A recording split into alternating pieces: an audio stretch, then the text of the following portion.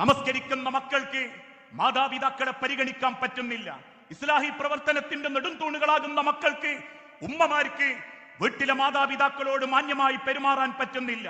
പാതയോര വക്കുകളിലും അല്ലെങ്കിൽ മറ്റേതെങ്കിലും പൂരപ്പറമ്പുകളിലും വാങ്ങുന്ന കളിപ്പാവകൾക്ക് പോലും 250ഉം 500ഉം വിലയിടുമ്പോ ജീവനുള്ള മനസ്സുള്ള ഒരായുസ് മുഴുവൻ മക്കൾക്ക് വേണ്ടി ഹൃദയവും ഹൃദയത്തിന്റെ ചിന്തകളും ശരീരത്തിന്റെ ഞരമ്പുകളും ജീവിതത്തിന്റെ സർവവും നീക്കിവെച്ച മാതാപിതാക്കൾക്ക് 250 പോട്ടെ, ഒരു 25 രൂപയുടെ വില പോലും ഇന്ന് പല കുടുംബത്തിലും മക്കൾ കൊടുക്കുന്നില്ല. കവി പാടിയതുപോലെ തൊട്ടിലാട്ടുന്ന കൈകൾ തൊട്ട കാലം മറന്നുപോയി, തൊട്ടിലാട്ടിയിരുന്ന കൈകൾ തൊട്ട കാലം മറന്നുപോയി. അല്ലേ, ചിന്തിച്ചു നോക്കൂ. ഏതാനും ചില ദിവസങ്ങൾക്ക് മുൻപ് ഒരു മകൻ കണ്ണുനീരോടെ പറഞ്ഞൊരു വാക്കുണ്ട്.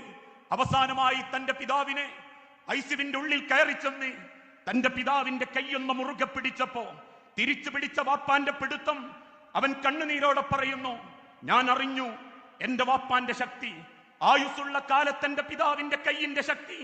ആ മരിക്കുന്ന സെക്കൻഡിൽ എന്റെ പിതാവിന്റെ കൈയിലൂടെ ഞാൻ അറിഞ്ഞു. വല്ലാത്തൊരു ശക്തി, വല്ലാത്തൊരു മാർദ്ദവം, വല്ലാത്തൊരു ആ ജീവിതത്തിലേക്ക് ആ കൈയുടെ ഫലം ഞാൻ അറിഞ്ഞു.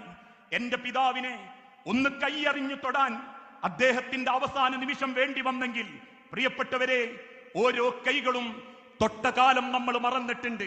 ഉണ്ടോ? സ്വന്തം വീട്ടിലിരിക്കുന്ന വാപ്പാന്റെ കൈയൊന്ന് പിടിച്ചാൽ 1000 സുക്കേടുകൾക്ക് ഗുളികകൾക്കുള്ള മരുന്നാണ് സ്നേഹമെന്ന പരിചരണം. ചേർത്തു പിടിക്കൽ, ചേർത്തു നിർത്തൽ, അത് ഉമ്മയായാലും വാപ്പയായാലും